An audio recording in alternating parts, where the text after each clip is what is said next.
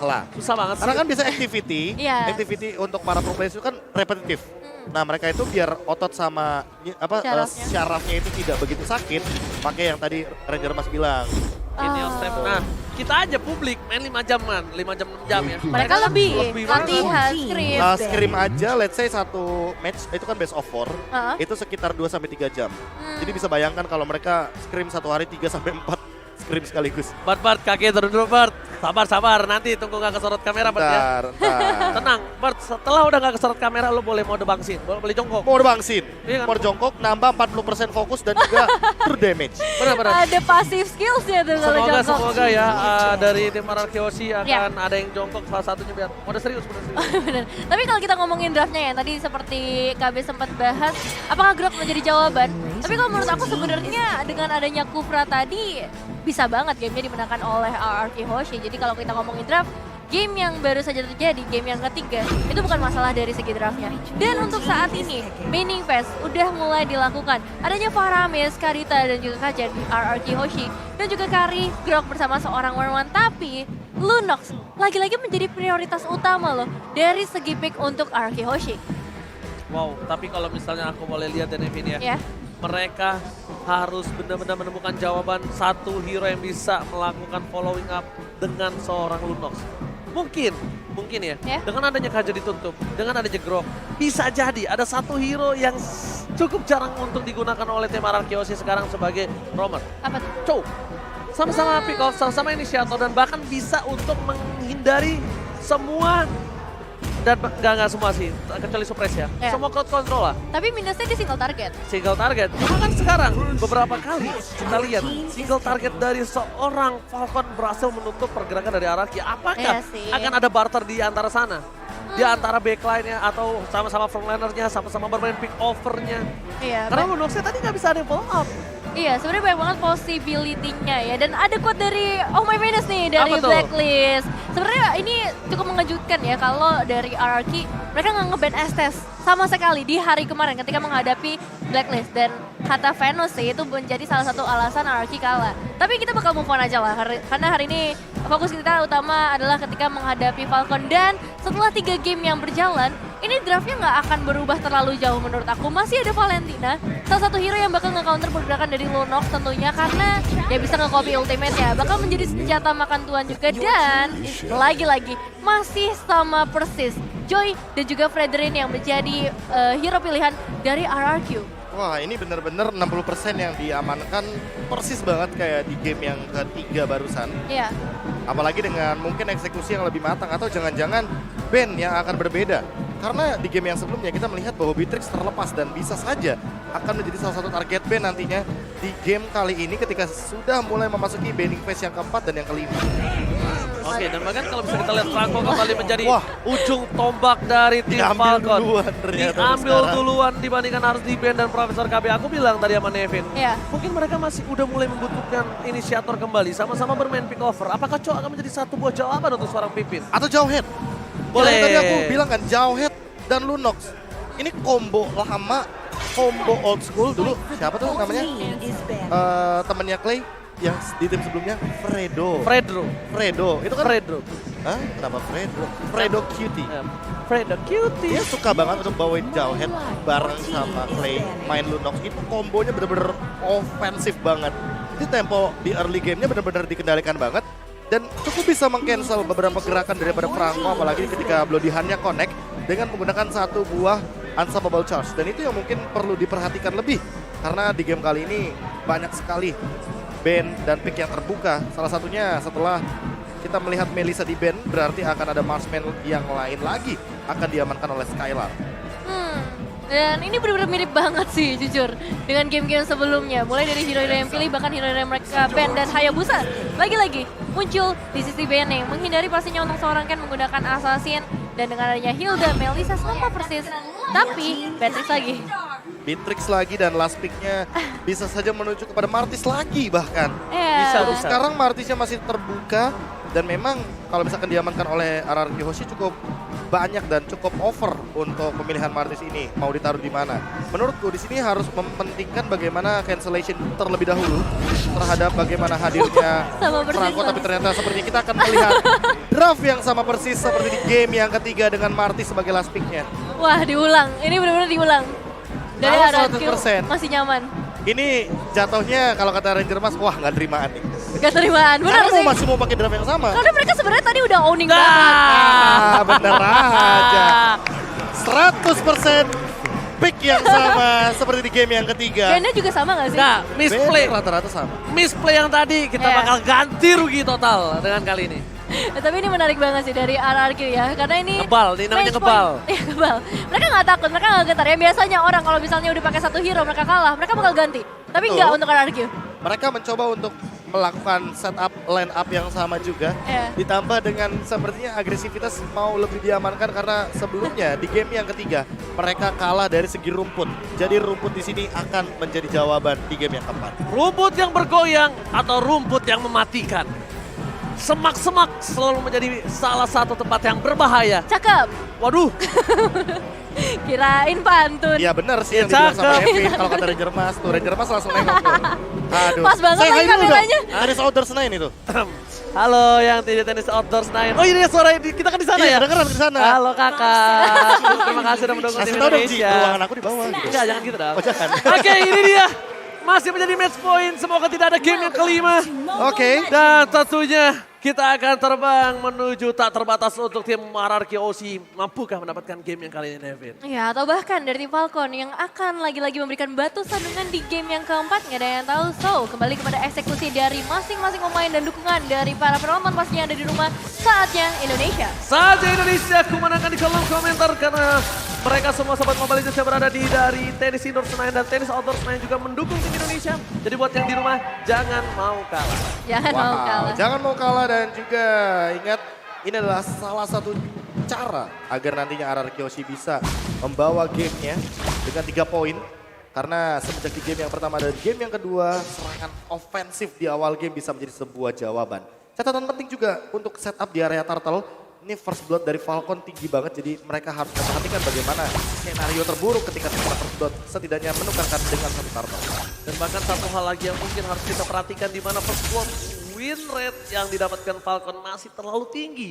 Dan bahkan cuma dari semua semua game yang dia pertandingkan, cuma Ya. satu doang yang dia nggak berhasil mendapatkan satu buah first bloodnya. Dan ingat Albert seorang diri di depan sana tidak boleh langsung masuk ke dalam karena bisa langsung di burst down oleh para pemain dari tim Falcon. Dengan dari Disimet, Albert darah putihnya itu bukan untuk absorb tapi untuk damage. Nah ya, dari 18 game ya, Falcon sejauh ini masih bisa mendapatkan first blood. Tapi kalau kita ngelihat ke arah 2 menit yang pertama, belum ada tindakan agresif yang mau mereka lakukan. Kalau kita ngomongin ke arah X Lane, juga pergerakan dari R7 dan Yellow Class ini cukup terpencar ya. Mereka nggak bakal ngadu ke arah fightingnya atau individual fight. Tapi mereka bakal coba untuk benerin landingnya dan ikut ke arah team fight kalau misalnya terjadi. Dan begitu pula untuk Skylar dan juga Zipex. Meanwhile, Turtle Camp by UBS Gold sudah mulai terlihat. Mengadu objektif retribution kembali antara Ken dan juga Albert kali ini tidak mau kalah. Dan bahkan para pemain dari tim Falcon mereka dengan cukup sigap langsung melakukan cover. Tapi Albert sudah mulai terlebih dahulu bersama dengan para pemain Arab yang sudah play. Deden from Bogor kembali menyelamatkan dan first block-nya dipatahkan oleh tim RRQ OC. First block by Infinix. RRQ OC berhasil mendapatkan dan mereka harus kehilangan satu playernya.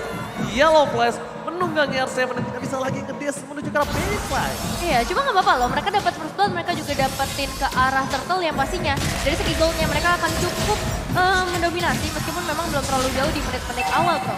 Iya, tapi aku fokus banget sama satu tough boots dari Justin. Karena mau bagaimanapun sebagai mid laner, dia lebih mementingkan agar dia tidak terkena efek stun yang begitu lama dari Finn.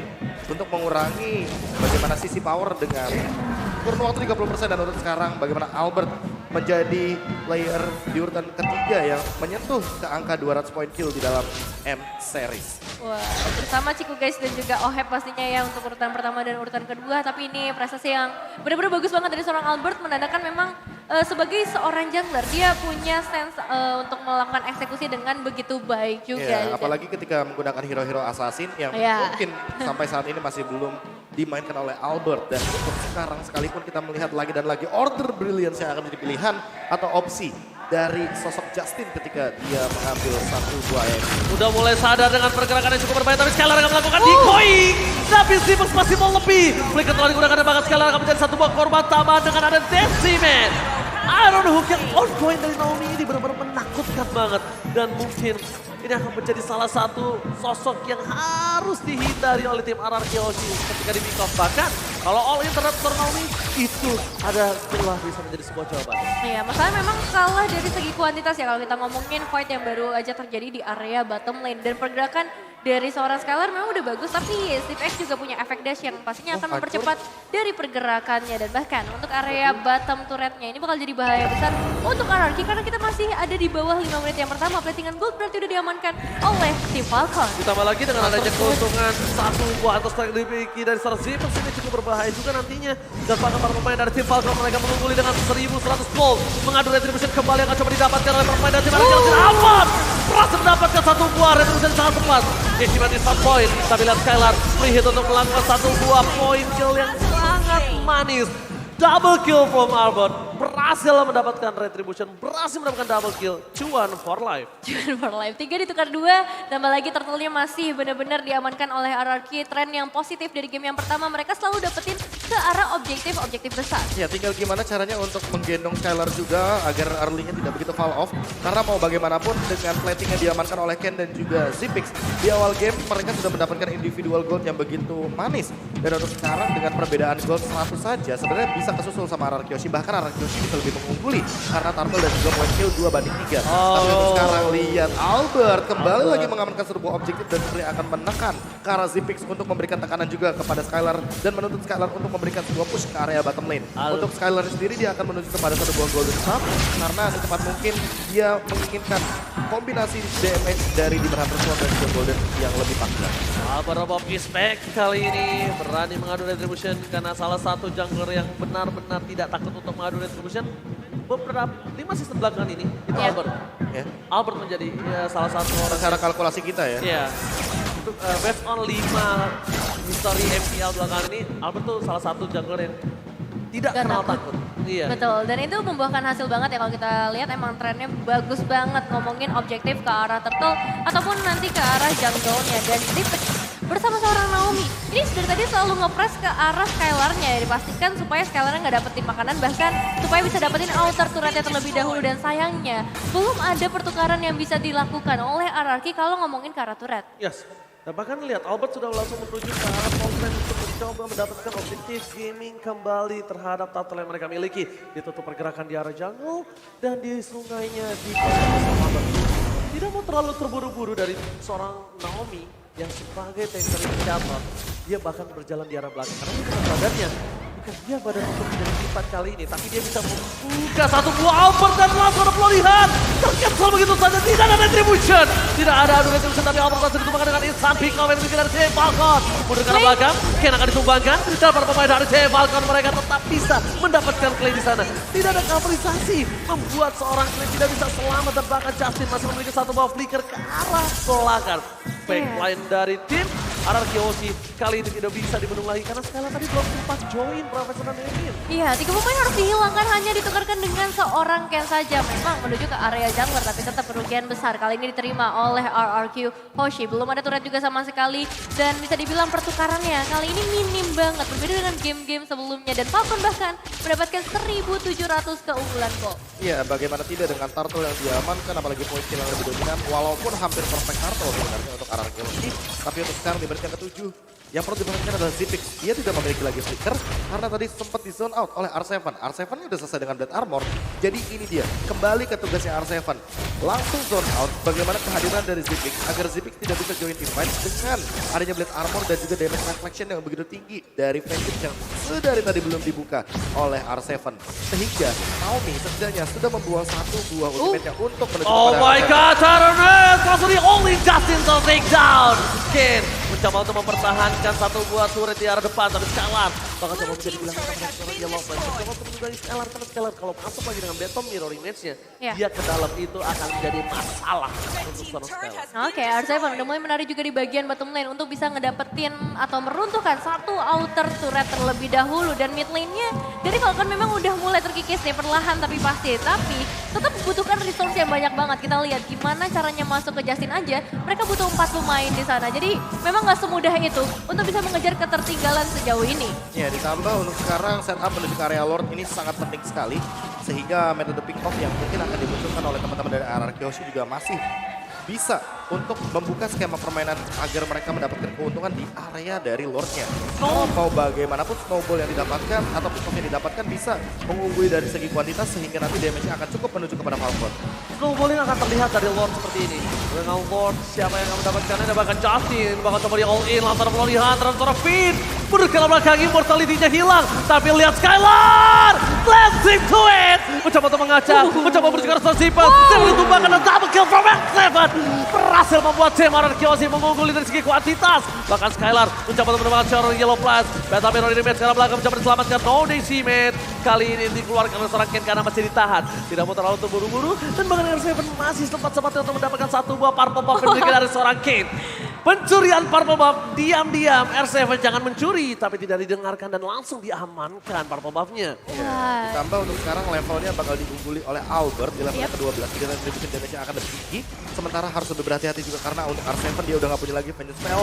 Dan untuk sekarang ini dia setupnya. Tyron Reed kali ini nampaknya berasal di cancel. Udah mulai angkat ketek, tapi lihat dari para pemain dari tim Falcon. Masuk dan retribusi didapatkan oleh seorang Ken. Berhasil mendapatkan satu buah poin ke atas R7 juga karena tidak adanya satu buah tembakan dengan Vengeance. R7 tumbang, Finn tumbang, mereka harus disengage. Mereka dapetin Lord dan mereka tidak boleh tumbang. Bahkan satu orang lagi pun. RRQ Hoshi. Ini udah mulai berada di dalam ujung tanduknya. Skylar dan ada bahkan yang lihat Jati. gak? Tadi itu Mortal Coil-nya pas banget. Jadi Albert tuh gak bisa retribution. Gara-gara Ken-nya itu sedikit ngasih efek knock up. Selalu dia Albert. lakukan itu. Selalu dia lakukan berkali-kali dan itu. retribution-nya sangat on point sekali. Walaupun kita bisa melihat ini Ken gak begitu tanky sebagai satu sosok jungler. Tapi setidaknya dia punya item defense untuk bertahan dari serangannya seorang Clay. Untuk sementara doang. Untuk sementara doang, tapi mau bagaimanapun dia lebih fokus sama hunting strike-nya. Dan untuk sekarang Zipix yang harus diperhatikan ini damage-nya bener-bener sakit banget. Karena udah selesai juga dengan hunter strike, penetrasinya cukup, Finn bahkan bisa di instan loh sama dia. Iya, tadi Finn coba untuk masuk ke bagian belakang, tapi kayak bakal jadi hal yang sulit. Berbeda kalau misalnya kita ngomongin Clay yang coba jump in ke area backline, mungkin masih ada sedikit escape tools dengan Order Brilliance, ditambah lagi dia masih bisa memberikan damage yang cukup banyak. Hanya ada 3 base turret yang tersisa kali ini untuk RRQ Hoshi. Falcon semakin dekat menuju ke area base ini berarti akan semakin berbahaya. Karena kalau kita ngomongin ke arah goldnya aja, udah kembali ke angka 4.000 perbedaan. Wow, 4.000 gold yang menjadi bisa dibilang titik pembeda bagaimana teman-teman dari Falcon mengungguli skenario game kali ini. Dan lagi-lagi ini dia yang sempat aku bahas di awal, bahkan sebelum game berjalan. Rumput, ini penting banget di game kali ini. Jadi siapapun yang pegang kendali rumput, siapapun yang pegang kendali dari setupnya tentu akan lebih diunggulkan. Apalagi ketika nanti Naomi akan memegang rumput yang benar-benar penting. Seperti spot yang dekat di area river atau bahkan yang mungkin tidak terdeteksi sekalipun di area dari jungle milik RRQ Hoshi. Dan di sisi para pemain tim Falcon, mereka juga tidak ada yang coba split push kecuali seorang Ken. Karena Ken bisa bertahan seorang diri, Ken bakal bisa di follow up. Sedangkan dari seorang Zipas dan juga Justin berkumpul bersama dengan seorang Naomi bertigaan untuk bisa meng-all-in. Dari segi itemnya, untuk meng-all-in seorang Albert itu agak cukup berat soalnya sekarang. Dan ditambah dengan Yellow Flash yang udah punya Immortal, gimana gak pede coba buat sekarang. Oh, Skylar! Jackpot yang didapatkan terhadap seorang Naomi langsung ditumbang karena bakal coba di all in begitu saja David. Ya, sini bakal cukup berbahaya pastinya dengan satu inisiasi menghilangkan satu pemain penting dari RRQ. Ditambah lagi minion wave-nya akan segera masuk. Base turret bisa aja hilang dari tangan teman-teman dari RRQ Hoshi. Tapi untuk saat ini pembalasan akan segera dilakukan. R7 tertarik lagi dengan satu Rider Hook. Membuat R7 harus tumbang bahkan dan juga disusul oleh seorang Finn yang memecahkan immortalnya. Justin dalam bahaya besar tapi Albert terlalu jauh untuk bisa menjangkau ke bagian belakang dari seorang Justin. Bahaya besar karena hanya 2 pemain saja yang tersisa. Ini bencana untuk tim RRQ Aussie. Ada Scalar, masih ada kesempatan untuk melakukan blessing dan clear minion yang dimiliki Navi. Lihat, untungnya dengan sigap melakukan satu order billions, karena kalau tidak, Clay juga akan menjadi sebuah jawaban point kill dari Falcon untuk melakukan free lord di menit yang ke-13. Oh, dan masih ada satu tarikan sama. lagi. Bloody Heart kembali dikeluarkan. Albert masih coba untuk bertahan mundur ke arah belakang. Mencoba melakukan disengage. Distraction dilakukan. Tapi Flicker berhasil ditangkap oleh seorang Albert. Tidak bisa fokus menuju ke arah belakang. Tapi sniper Rena Rapati membuat tim Falcon berhasil mendapatkan Lordnya. RRQ Aussie berada di ujung tanduk kali ini. Benar-benar sulit keadaan yang dimiliki dari tim RRQ Aussie. Iya, mau nggak mau Lordnya harus dilepas kali ini. Terlalu banyak damage yang bisa diberikan oleh tim Falcon. Terlihat bagaimana targeting yang dilakukan oleh seorang Zipex. Selalu on point juga menuju ke arah seorang Scalar yang baru saja mendapatkan melee background. Tapi tetap penetrasi yang diberikan ini nggak bakal terlalu maksimal dengan perbedaan gold sampai ke arah 6.800 dan Lordnya akan segera masuk ke area base. Oke, kali ini Lord udah mulai masuk ke arah base. Mereka menjaga positioning yang dimiliki dari tim RRQ Aussie. Menuju ke arah belakang. Justin melakukan distraction. Tapi Scalar langsung ada blessing duet ke arah Sami melakukan claim dan paket damage yang diberikan. Sangat banyak, sangat sakit. Tapi sayang sekali di depan sana para pemain dari tim Falcon berhasil melakukan double kill. Ditentukan dengan double kill oleh seorang Daniel from Bogor. Setidaknya mereka masih bisa menyelamatkan satu buah wave lagi di arah tengah. Yellow Flash mencoba untuk menangkap. Distraction yang dilakukan. Berhasil dipecahkan atau tidak? Oh my god! Oh, What? wah, oke. Ada sedikit kendala seperti yang terjadi, namun sayang sekali ketika di tengah-tengah teamfight yang terjadi. Dan itu adalah sebuah split-split yang cukup beresiko terjadi di tengah-tengah skenario dari teamfight kita. Yellow Flash yang sudah mengeluarkan ultimate-nya dan bahkan belum ada informasi tambahan untuk sekarang. Oke. Kali ini Cukup deg-degan. cukup deg-degan. Itu benar-benar kita sudah berada di ujung tanduk dan lihat bahkan fans dari Myanmar atau official team dari satu buah tim Falcon. Halo guys from Myanmar dan ini yang berada di luar. Wah. Halo yang berada di tenis outdoor Senayan, jangan mau kalah, minta tepuk tangannya dong yang di sana. Wah, Luar Wow. biasa juga yang sedang menonton di tenis outdoor Senayan dan bahkan di tenis indoor Senayan juga sedang dalam keadaan tegang, sedang dalam keadaan yang cukup dibilang deg-degan karena ini merupakan match point sebenarnya Iya. bagi RRQ Aussie. Satu kemenangan lagi mereka akan lolos ke babak selanjutnya. bahkan ini dia kita lihat tadi Zipex juga sempat sampai mengangkat tangannya. Kita udah tahu apa yang terjadi. Yap. Dan ini juga tentunya keputusan pos juga udah berada di tangan dari review. Iya, kita serahkan semuanya kepada referee pastinya. Tapi kalau melihat sejauh ini perjalanan yang dilangsungkan oleh RRQ Aussie, mereka dalam kondisi yang kurang baik sih, kurang optimal. Karena dari segi base turret mereka udah kehilangan 2 base turret. Meanwhile untuk Falcon, mereka bisa ngasih pressure yang gila-gilaan banget sih dari tadi. Oh, enak lo nonton berdua. Oh, hashtagnya bagus, hashtagnya bagus. Iya. Hashtagnya bagus. Oh, hashtagnya. Dan ini dia para Kingdom yang luar biasa yang selalu memberikan lantunan lagunya, yel-yelnya. Ya, sebenarnya. Sampai apal saya, Pak. Iya, saya juga Pak. Jangan menyerah, Kingdom masih semangat untuk mendukung. Walaupun ada beberapa yang mungkin belum bisa hadir karena terlalu pagi untuk pertandingan yang pertama hari ini. Berbeda dengan hari-hari sebelumnya. Saya menunggu nanti lagu yang apa kata dunia. Iya, oke, saya tahu itu. Tapi kita langsung lihat back to the land of Dawn. Dengan adanya keuntungan dimiliki dari tim Falcon hingga 5.000 dan menuju ke arah 6.000 di menit yang ke-14. Ini tandanya dari Skylar pun untuk menumbangkan player tim Falcon ini cukup berat nih, Vin. Butuh Iya. win of nature gak sih?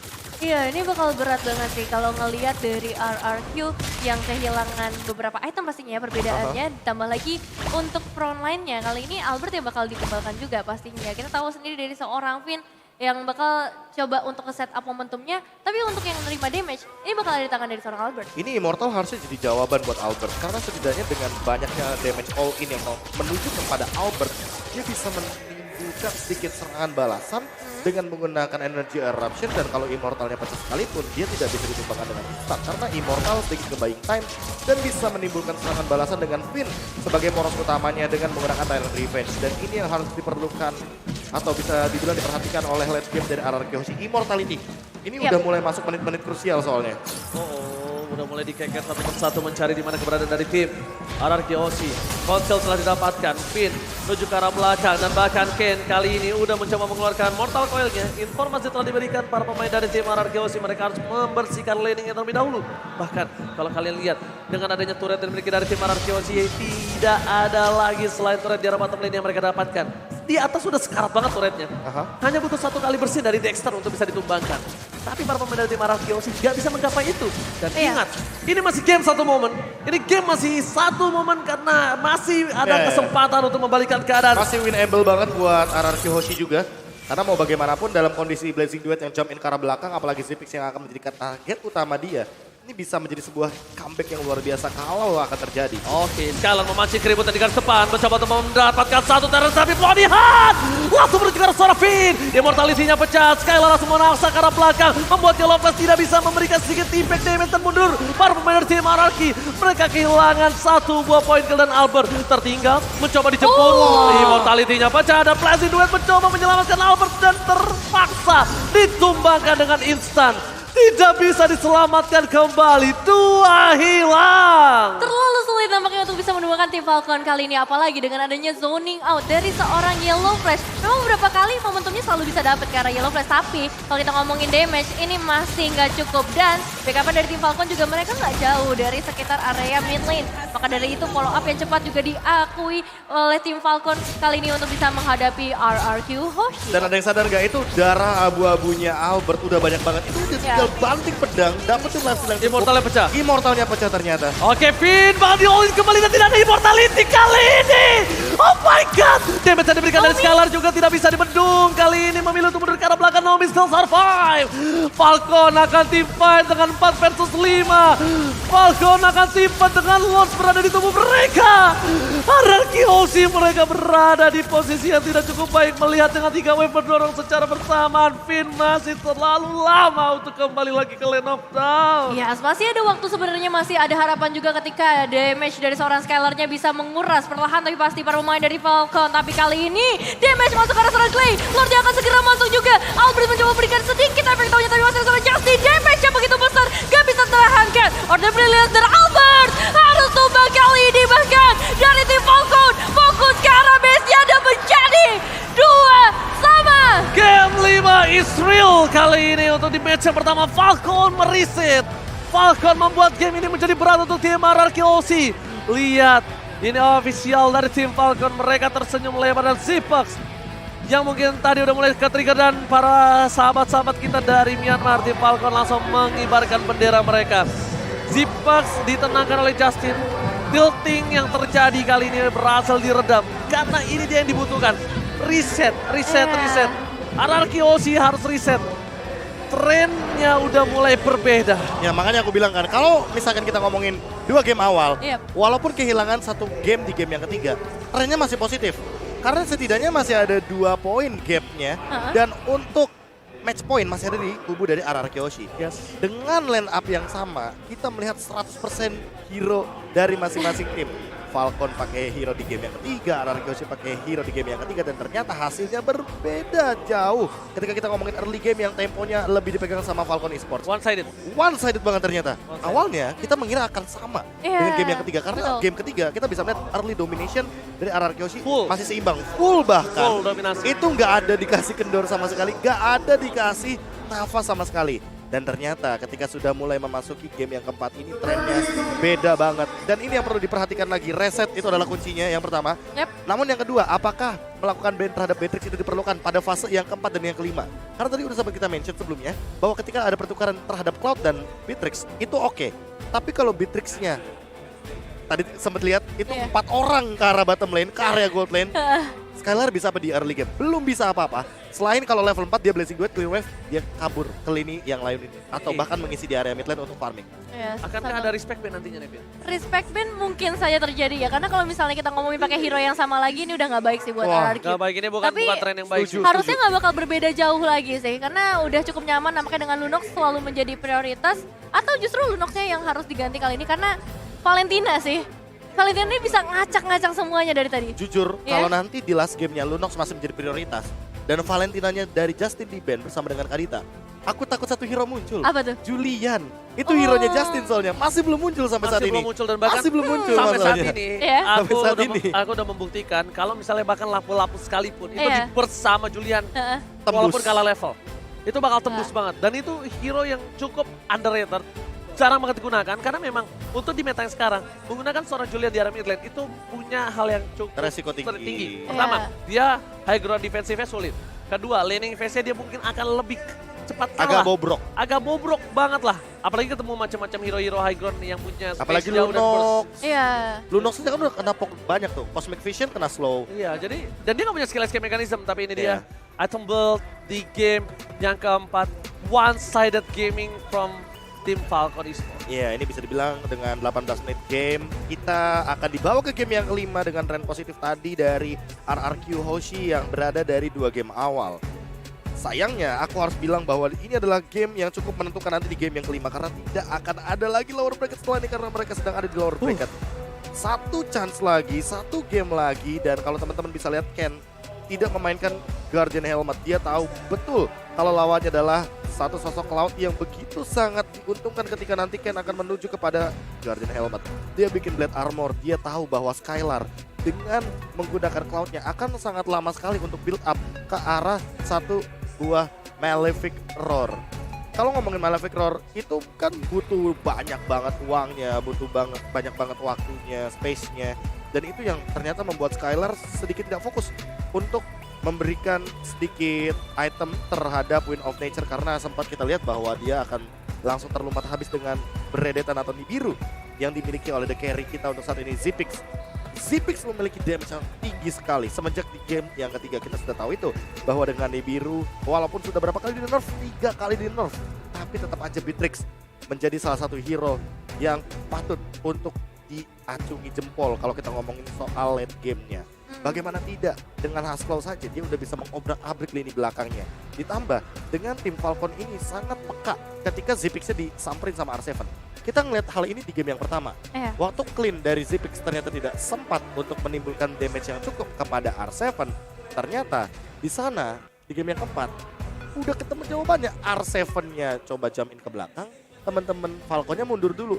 Ken sama Yellow Flash di depan gak apa-apa tumbang, yang penting R7-nya tumbang, ada trade kill di sana. Mereka bisa cukup damage-nya untuk langsung dobrak bagaimana lini pertahanan dari RRQ Hoshi. Bang, deg-degan loh aku bang. Dan ini dia MVP Asli by deg-degan Falcon Esports yang akan berada di tangan dari Yellow Flash, Nevin. Wah, ini sih emang benar-benar mengganggu banget ya pergerakan dari RRQ Hoshi, semuanya dibatasin. Karena Yellow Flash ini dari tadi emang jadi target pertama ketika melakukan inisiasi. Cuman sayang terlalu tebal dengan item-item yang udah dibawa juga. Immortality-nya sih yang itu beli waktu lama banget. Iya loh. benar. Udah sama dia punya split, dia nambah regen. Skill satunya setiap kali nempel regen lagi. Banyak banget regennya dia. Benar, jadi ketika dihadapkan dengan sebuah team fight, ini justru Yellow Flash yang nyari team fight sih sebenarnya. Benar, Dengan setuju, KDA setuju. 21-14, assist yang udah membuktikan lah ya segimana impact dari seorang Yellow Flash ini, dan GPM yang menurut aku juga masih cukup baik lah untuk seorang explainer. Wah, ini kalau boleh jujur ya, Glue bener-bener masih menjadi tren yang begitu luar biasa mengerikan. Iya. Ketika kita ngomongin soal bagaimana EXP lane yang bisa memberikan efek lebih dalam skema team fight, apalagi pick off adalah metode yang sangat luar biasa dari Glue. Dan buat sekarang dengan Yellow Flash yang berada di heat map dari menit yang kelima sampai dengan menit yang ke-10, teman-teman bisa lihat bagaimana dominasi di area mid lane yang sempat kita lihat dan pendobrakan secara paksa sempat terjadi juga untuk turret dari RRQ Hoshi ketika teman-teman dari Falcon berada dalam keuntungan setelah mendapatkan turtle yang ketiga. Padahal tadi udah ada 2 turtle yang bisa Dua dibilang sangat diamankan, hampir perfect turtle, namun sayangnya tidak Betul. bisa dieksekusi dengan begitu manis untuk di endgame-nya. Bahkan Turtle diikuti juga dengan eliminasi-eliminasi kan dari RRQ Hoshi. First blood-nya terpatahkan juga. Iya, Itu udah menjadi tren positif banget loh. banget. Kita di awal udah expect banyak banget sebenarnya Ya. ya kalau boleh jujur, tapi ternyata di area mid game dan juga late game Falcon udah mulai ngebaca di permainannya seperti apa dan mereka bisa mengatasi tersebut, dan ini dia MVP highlights by Nfinix Note Series. Yes, ini dia highlight dari game yang keempat kita. Semenjak first blood di awal game yang diamankan oleh RRQ Hoshi belum mendapatkan poin kill lagi semenjak di menit yang ketiga. Menit yang keempat mereka baru mendapatkan turn positif kembali, mencoba untuk mengembalikan keadaan dengan poin 4-5.